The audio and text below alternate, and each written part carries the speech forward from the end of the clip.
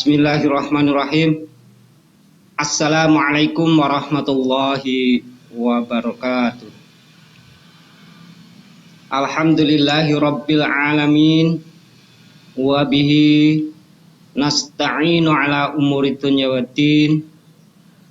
Allahumma sholli ala sayyidina Muhammadin wa ala alihi wa ashabihi ajma'in. Al-muhitul alim rabbus syahid, al-hasibul fa'alul khallaqul khaliqul bari'ul musawwir. Ya muhillal muskilati ya Allah, sari'ul ijabah, amma ba'du. Pemirsa yang berbahagia yang dimuliakan Allah Subhanahu wa taala, marilah kita untuk senantiasa bersyukur kehadirat Allah Subhanahu wa taala, dan kita mengungkapkan dengan lisan kita dengan lafal alhamdulillahi rabbil alamin. Sholawat serta salam semoga senantiasa terlimpahkan kepada Nabi Muhammad sallallahu alaihi wasallam, dan mari kita juga memohon untuk senantiasa tetap tercurahkan kepada beliau Nabi Muhammad sallallahu alaihi wasallam dengan lafal Allahumma sholli ala sayyidina Muhammad wa ala ali sayyidina Muhammad. Pemirsa yang berbahagia yang dimuliakan Allah Subhanahu wa taala, izinkan dalam kesempatan ini kita bersama-sama untuk mengkaji ataupun kita bertafakur tentang adanya kita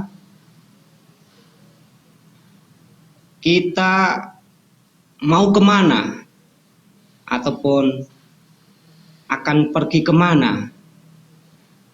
Aina tadhhab, kemana engkau pergi, kemana engkau akan bersinggah, ataupun apa yang engkau tuju. Adanya kita tentunya seperti ini tidaklah tanpa tujuan, pemirsa yang berbahagia. Kita ingat kembali, kita gali bahwa kita seperti ini tentunya tanpa tiada tujuan, pasti ada tujuannya. Dan itu menentukan usaha dan perilaku serta yang dilaksanakan setiap saat, setiap hari, setiap detik, karena mengarah kepada tujuannya. Kalau kita tidak mengetahui tujuan, tentunya akan ngumbroworo kemana-mana yang tidak jelas. Maka dari itu kita perlu mencari ataupun menggali kembali adanya kita itu sebetulnya harus kemana ataupun mau kemana, dan hendaknya harus bagaimana.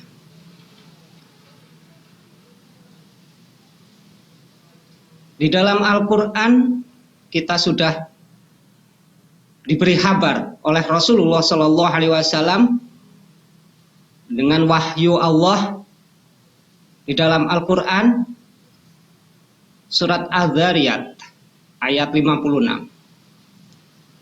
A'udzu billahi minasyaitonir rajim. Wa ma khalaqtul jinna wal insa illa liya'budun. Tidaklah aku Allah menciptakan jin dan juga manusia kecuali untuk beribadah. Pemirsa yang berbahagia,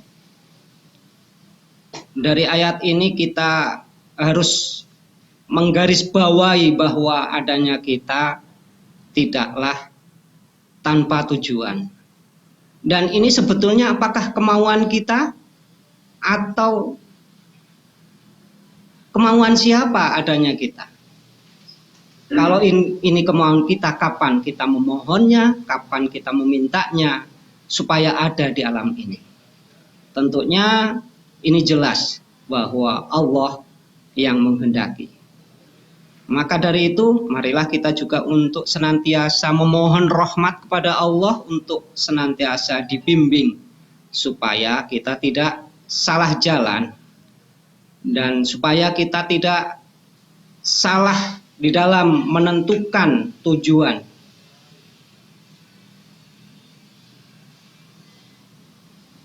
Maka di dalam doa kita memohon supaya mendapatkan pertolongan, mendapatkan bimbingan dari siapa? Dari Allah. Allahumma a'inna ala dzikrika wa syukrika wa husni ibadatik. Ya Allah, limpahkanlah pada kami untuk senantiasa ingat. Ingat kepada siapa? Ingat kepada Engkau ya Allah. Dan kita diberi rahmat untuk senantiasa bersyukur kepada Engkau ya Allah. Dan limpahkanlah rahmat pada kami untuk senantiasa mampu menjalankan ibadah dengan baik. Garis bawah adalah yang perlu kita tekankan, bahwa kita tidak mempunyai kekuatan, tidak mempunyai daya, dan tidak mempunyai apa-apa sebetulnya tanpa adanya rahmat dari Allah Subhanahu wa Ta'ala. Maka jelas di awal kita menyampaikan kemana engkau akan pergi. Maka ini adalah yang harus kita camkan di dalam hati kita supaya kita jelas tujuannya. Karena di dalam hidup pada umumnya tentunya kalau mungkin di dalam hal-hal yang berkaitan dengan apa yang hendak dicapai itu ada jangka pendek dan juga jangka panjang. Sedangkan kehidupan kita yang di dunia ini kita garis bawahi sebagai jangka pendek. Apa yang kita inginkan, apa yang hendak kita tuju itu di dunia. Akan tetapi tidak hanya sekedar di dunia saja, ada jangka yang lebih panjang, maka jangka panjang. Itulah yang harus kita bawa, yang kita garis bawahi, kemana engkau akan pergi. Pemirsa yang berbahagia, tentunya kita mengarah kepada yang menciptakan kita. Karena inna lillahi wa inna ilaihi raji'un. Semuanya itu dari Allah dan semuanya akan kembali kepada Allah. Begitu mudah kita mengungkapkannya, mengucapkannya, akan tetapi kalau kita menggali ke hal yang demikian ini tentunya tidak semudah yang kita omongkan. Perlu perangkat, perlu adanya alat, perlu adanya kesungguhan untuk supaya bisa mafhum dan kita bisa melaksanakan apa yang terkandung dalam pelajaran inna lillahi wa inna ilaihi raji'un. Tentunya antara ayat yang pertama tadi kita baca di surat Adz-Dzariyat bahwa Allah menciptakan jin dan manusia untuk beribadah kepadanya. Ini yang pertama, poinnya bahwa adalah kita beribadah.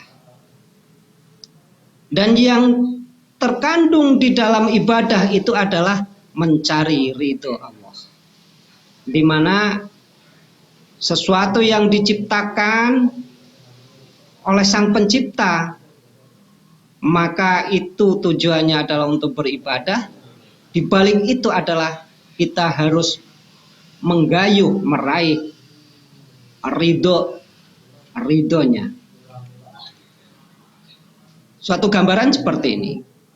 Kalau kita menciptakan sesuatu barang, mainan, terus kemudian ini dipinjamkan kepada orang lain ataupun dikuasakan kepada orang lain, maka saat dikembalikannya kepada pemilik, maka akan dilihat, akan istilahnya ditinjau kembali Hal pertama bagaimana kondisinya, kemudian saat kembali ataupun dikembalikannya itu bagaimana.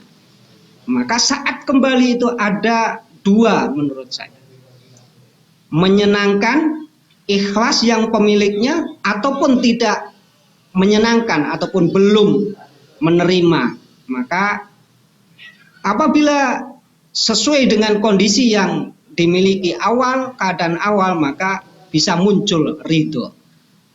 Akan tetapi kalau saat pulangnya ataupun dipulangkan itu dalam keadaan rusak, maka bahkan mungkin bisa dilemparkan jauh, tidak akan diterima, belum istilahnya tidak diterima pertanggungjawabannya, ataupun perlu diserahkan kepada bengkel ataupun apa. Dalam artian ada sesuatu yang diridhoi dan ada sesuatu yang tidak diridhoi. Maka marilah pemirsa yang berbahagia, ciptaan Allah yakni berbentuk seperti kita adalah manusia, dari sekian banyak ciptaan Allah, dan juga jin adalah untuk beribadah. Dan kita tujuannya adalah mencari ridho Allah. Yang perlu kita garis bawahi adalah menuju ridho Allah. Akan tetapi kita juga perlu berusaha dengan sungguh-sungguh. Tanpa adanya usaha yang sungguh-sungguh dengan semua daya dan kekuatan, dan kita tidak mampu, tidak punya kekuatan, maka kita memohon kepada Allah untuk senantiasa dijaga dengan berzikir ataupun ingat kepada Sang Pencipta kita, dan juga bersyukur dengan adanya kita hidup di dunia ini, diberi kesempatan, terus kemudian kita pergunakan dengan beribadah yang sebaik-baiknya, sesuai dengan apa yang dikehendaki oleh Allah. Maka apabila kita beribadah yang tidak sesuai dengan apa yang dikehendaki oleh Sang Pencipta, maka di situ adalah jelas-jelas tidak akan mendapatkan ridhonya, bahkan bisa dilemparkan jauh-jauh ke jurang yang paling dalam, ataupun sesuatu yang sangat-sangat menyedihkan itu apabila kita melaksanakannya tidak sesuai apa yang dikehendaki, yang diinginkan oleh Sang Pencipta kita. Tentunya itu juga harus senantiasa belajar dan belajar. Mulai kita dilahirkan, walaupun itu bukan kemauan kita, kita tidak pernah memohon, akan tetapi kita harus bersyukur diberi kuasa, diberi kesempatan hidup di dunia ini, untuk menanam, untuk berusaha, untuk mencari bekal, dan seterusnya. Maka perlu adanya belajar dan belajar di dalam ilmu tentang keduniaan ini, yang terkait dengan dunia dan yang juga terkait dengan akhirat. Karena fisik manusia itu tidak sekedar boneka tanpa roh, akan tetapi jasad dan roh kita juga harus senantiasa menjaga supaya kita bisa mendapatkan ridhonya. Di dalam surat Al-Fatihah, di situ kita harus belajar dan mampu mengaplikasikan iyyaka na'budu, dan kita mempunyai kepentingan, maka kita wa iyyaka nasta'in, dan hanya kepada Engkau ya Allah, Zat yang maha segala-galanya, untuk memohon rahmat-Nya. Pemirsa yang berbahagia, itu sekelumit yang bisa kami sampaikan. Khususnya saya mengingatkan pada diri saya sendiri untuk selalu ingat kemana engkau pergi, apa yang akan engkau capai, apa yang hendak engkau inginkan. Tentunya tadi adalah menuju ridho Allah yang perlu diusahakan, dilakukan sekuat dan kemampuan jiwa raga yang mendapatkan rahmat dari Allah Subhanahu wa Ta'ala. Itu saja yang bisa kami sampaikan. Mudah-mudahan bisa menjadikan kilas balik kita memunculkan kesadaran dan kita untuk senantiasa ingat kepadanya dan kita tidak lalai kepadanya dan bersyukur. Al-afu minkum, mohon maaf yang sebesar-besarnya. Assalamualaikum warahmatullahi wabarakatuh.